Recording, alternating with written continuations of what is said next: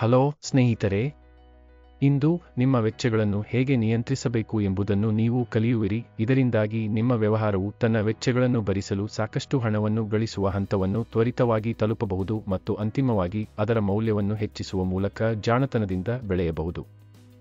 ಸರಳತೆಗಾಗಿ ನಾವು 1 ಯೂನಿಟ್ ಎಂದು ಕರೆಯುವ ಕ್ಲೌಡ್ ಕಿಚನ್ ಬಿರಿಯಾನಿಯ ಒಂದು ಪ್ಯಾಕ್ ರುಸ್ 100 ಮಾರಾಟದ ಬೆಲೆಯನ್ನು ಹೊಂದಿದೆ ಎಂದು ಭಾವಿಸಿ. ನೀವು ಕ್ಲೌಡ್ ಕಿಚನ್ ಬಿರಿಯಾನಿಯ ಒಂದು ಘಟಕವನ್ನು ರುಸ್ 100ಗೆ ಮಾರಾಟ ಮಾಡಿದಾಗ ವಸ್ತುಗಳ ಬೆಲೆ 44 ರೂಪಾಯಿಗಳು. ಅಲ್ಲದೆ ಬಾಟಲಿಂಗ್ ಮತ್ತು ಪ್ಯಾಕಿಂಗ್ಗಾಗಿ 4 ರೂಪಾಯಿಗಳನ್ನು ಮತ್ತು ಕ್ಲೌಡ್ ಕಿಚನ್ ಬಿರಿಯಾನಿಯನ್ನು ಸಾಗಿಸಲು ಮತ್ತು ವಿತರಿಸಲು ಇನ್ನೂ 3 ರೂಪಾಯಿಗಳನ್ನು ಸೇರಿಸಿ. ಜೊತೆಗೆ 1 ರೂಪಾಯಿ ಮಾರ್ಕೆಟಿಂಗ್ ಮತ್ತು ಜಾಹೀರಾತುಗಳಿಗೆ ಹೋಗುತ್ತದೆ. ಆದ್ದರಿಂದ ನೀವು ಮಾರಾಟ ಮಾಡುವ ಕ್ಲೌಡ್ ಕಿಚನ್ ಬಿರಿಯಾನಿಯ ಸಂಖ್ಯೆಯೊಂದಿಗೆ ಬದಲಾಗುವ ನಿಮ್ಮ ವೇರಿಯೇಬಲ್ ವೆಚ್ಚಗಳು ಕ್ಲೌಡ್ ಕಿಚನ್ ಬಿರಿಯಾನಿಯ ಪ್ರತಿ ಘಟಕಕ್ಕೆ ಸುಮಾರು 52 ರೂಪಾಯಿಗಳಾಗಿವೆ. ಈಗ ನೀವು ಕ್ಲೌಡ್ ಕಿಚನ್ ಬಿರಿಯಾನಿಯ ಎಷ್ಟು ಘಟಕಗಳನ್ನು ಮಾರಾಟ ಮಾಡಿದರೂ ಸ್ಥಿರವಾದ ವೆಚ್ಚಗಳು ಒಂದೇ ಆಗಿರುತ್ತವೆ ಎಂಬುದನ್ನು ನೋಡೋಣ. ನೀವು ಕ್ಲೌಡ್ ಕಿಚನ್ ಬಿರಿಯಾನಿಯ ಒಂದು ಘಟಕವನ್ನು 100 ರೂಪಾಯಿಗಳಿಗೆ ಮಾರಾಟ ಮಾಡುವಾಗ ಕಾರ್ಖಾನೆಯ ಜಾಗವನ್ನು ಬಾಡಿಗೆಗೆ ಪಡೆಯಲು 1 ರೂಪಾಯಿ ಮತ್ತು ವಿದ್ಯುತ್ ಮತ್ತು ನೀರಿನಂತಹ ಉಪಯುಕ್ತತೆಗಳಿಗೆ ಇನ್ನೂ 1 ರೂಪಾಯಿ ಮತ್ತು ನಿಮ್ಮ ಕಾರ್ಮಿಕರಿಗೆ ಪಾವತಿಸಲು 6 ರೂಪಾಯಿಗಳನ್ನು ಮೀಸಲಿಡಿ.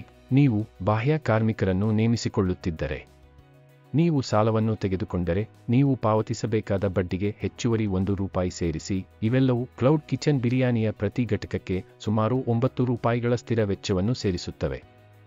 ನೀವು ಸ್ಥಿರ ಮತ್ತು ಬದಲಾಗುವ ವೆಚ್ಚಗಳೆರಡನ್ನು ಒಟ್ಟುಗೂಡಿಸಿದಾಗ ಕ್ಲೌಡ್ ಕಿಚನ್ ಬಿರಿಯಾನಿಯ ಪ್ರತಿ ಘಟಕವನ್ನು ತಯಾರಿಸಲು ನಿಮಗೆ 61 ರೂಪಾಯಿ ವೆಚ್ಚವಾಗುತ್ತದೆ.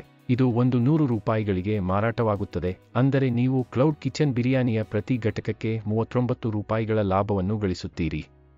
ಆದಾಗ್ಯೂ ನೀವು ತೆರಿಗೆಯಲ್ಲಿ 12 ರೂಪಾಯಿಗಳನ್ನು ಪಾವತಿಸಬೇಕಾಗಬಹುದು. ಆದ್ದರಿಂದ ತೆರಿಗೆಗಳ ನಂತರ ನಿಮ್ಮ ಲಾಭವು ಪ್ರತಿ ಕ್ಲೌಡ್ ಕಿಚನ್ ಬಿರಿಯಾನಿಗೆ ಸುಮಾರು 27 ರೂಪಾಯಿಗಳಾಗಿರುತ್ತದೆ. ಇದು ನಿಮ್ಮ ನಿವ್ವಳ ಲಾಭದ ಅಂಚು (27) ಎಂದು ಹೇಳುವ ಸರಳ ಮಾರ್ಗವಾಗಿದೆ.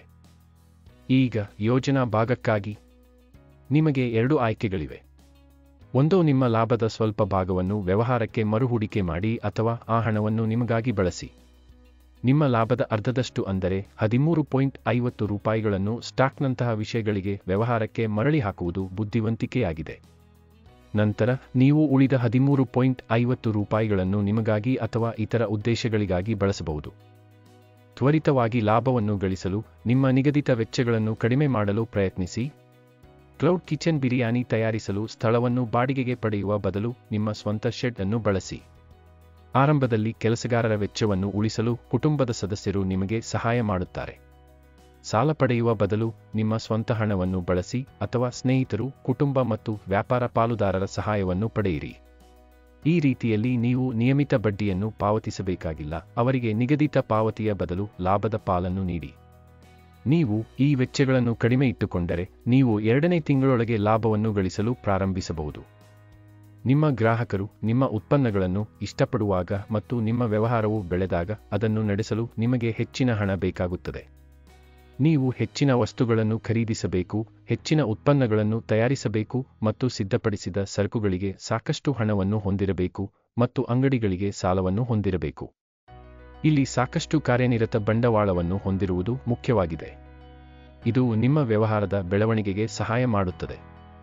ನೀವು ಈ ಹಣವನ್ನು ಬ್ಯಾಂಕುಗಳು ಅಥವಾ ಸ್ಥಳೀಯ ಗುಂಪುಗಳಿಂದ ಪಡೆಯಬಹುದು, ಆದರೆ ನಿಮ್ಮ ಸ್ವಂತ ಗಳಿಕೆಯನ್ನು ಬಳಸುವುದು ಅಗ್ಗದ ಮಾರ್ಗವಾಗಿದೆ. ನಿಮ್ಮ ಅರ್ಧದಷ್ಟು ಲಾಭವನ್ನು ವ್ಯವಹಾರದಲ್ಲಿ ಉಳಿಸಿಕೊಳ್ಳುವ ಮೂಲಕ ಮತ್ತು ಮರುಹೂಡಿಕೆ ಮಾಡುವ ಮೂಲಕ ನೀವು 2 ಕೆಲಸಗಳನ್ನು ಮಾಡುತ್ತೀರಿ. ನಿಮಗೆ ಕೆಲಸ ಮಾಡಲು ಹೆಚ್ಚು ಕಾರ್ಯನಿರತ ಬಂಡವಾಳವಿದೆ ಮತ್ತು ನೀವು ನಿಮ್ಮ ವ್ಯವಹಾರದ ಮೌಲ್ಯವನ್ನು ಹೆಚ್ಚಿಸುತ್ತೀರಿ. ನೀವು ಮರುಹೂಡಿಕೆ ಮಾಡಿದಾಗ ನೀವು ದೊಡ್ಡ ಆರ್ಡರ್ಗಳನ್ನು ನಿರ್ವಹಿಸಬಹುದು ಮತ್ತು ಹೆಚ್ಚಿನ ಸ್ಟಾಕ್ ಅನ್ನು ಇಟ್ಟುಕೊಳ್ಳಬಹುದು. ಇದು ಹೆಚ್ಚಿನ ವ್ಯಾಪಾರಕ್ಕೆ ಕಾರಣವಾಗುತ್ತದೆ ಮತ್ತು ಪರಿಣಾಮವಾಗಿ ನಿಮ್ಮ ವ್ಯವಹಾರದ ಮೌಲ್ಯವನ್ನು ಹೆಚ್ಚಿಸುತ್ತದೆ. ಮುಂದೆ ನೋಡೋಣ. ನೀವು ಅಂಗಡಿಗಳ ಸಂಖ್ಯೆಯನ್ನು ಹೆಚ್ಚಿಸುವುದನ್ನು ಮುಂದುವರೆಸಿದರೆ ಮೊದಲ ವರ್ಷದ ಕೊನೆಯಲ್ಲಿ ನಿಮ್ಮ ವ್ಯವಹಾರವು 48 ಲಕ್ಷ ರೂಪಾಯಿಗಳಿಂದ 64 ಲಕ್ಷ ರೂಪಾಯಿಗಳವರೆಗೆ ಇರಬಹುದು. ನೀವು 2ನೇ ಮತ್ತು 3ನೇ ವರ್ಷದಲ್ಲಿ ಕೆಲವು ಶಾಖೆಗಳನ್ನು ವಿಭಜಿಸಿ ಕೆಲಸ ಮಾಡಿದರೆ ನಿಮ್ಮ ವ್ಯವಹಾರದ ಮೌಲ್ಯವು 1 ಕೋಟಿ ರೂಪಾಯಿಗಳಿಂದ 1 ಕೋಟಿ ರೂಪಾಯಿಗಳವರೆಗೆ ಆಗಬಹುದು. ನೀವು ನಿಮ್ಮ ವ್ಯವಹಾರಕ್ಕೆ ಎಷ್ಟು ಹೆಚ್ಚು ಹಣವನ್ನು ಹಿಂತಿರುಗಿಸುತ್ತೀರೋ ಅಷ್ಟು ಹೆಚ್ಚು ಸಾಲವನ್ನು ಪಡೆಯಬಹುದು, ಹೆಚ್ಚು ಮಾರಾಟ ಮಾಡಬಹುದು ಮತ್ತು ನಿಮ್ಮ ವ್ಯವಹಾರದ ಮೌಲ್ಯವು ಹೆಚ್ಚಾಗುತ್ತದೆ. All the best. చూసినందుకు ధన్యవాదాలు. దయచేసి లైక్ చేయండి, షేర్ చేయండి. వ్యాపార్ కోచ్ ఛానల్కు సబ్స్క్రైబ్ చేయండి.